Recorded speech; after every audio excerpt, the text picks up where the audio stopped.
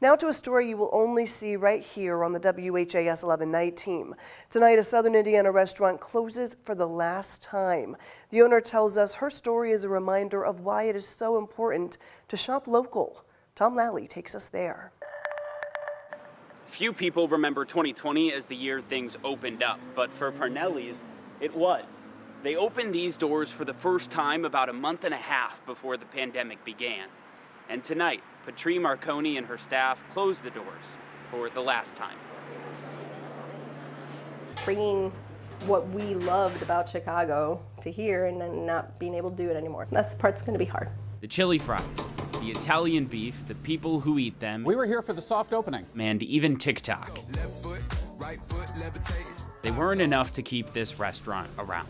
We were trying to hold out till the Delta wave started to pick up, till things started to get back towards as close to normal as we could, and we just didn't have the funds to be able to do it. But just like the crumbs you appreciate once the meal is gone, there's a silver lining here. Sounds good. Patri is giving majority of her sales from the past month to her employees. I can't say enough about my staff. And they can't say enough about her. The owner is probably one of the best people I've ever worked for. Dakota Edwards says it was more than a job and maybe more than a family. You know, I don't know.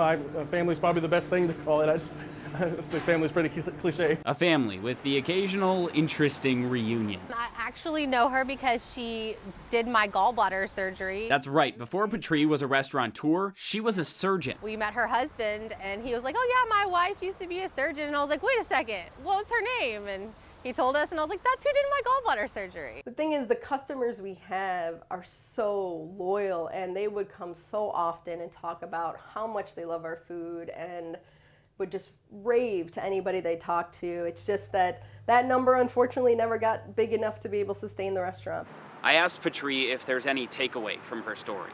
She said the next time you go to a locally owned restaurant, make a note and go back.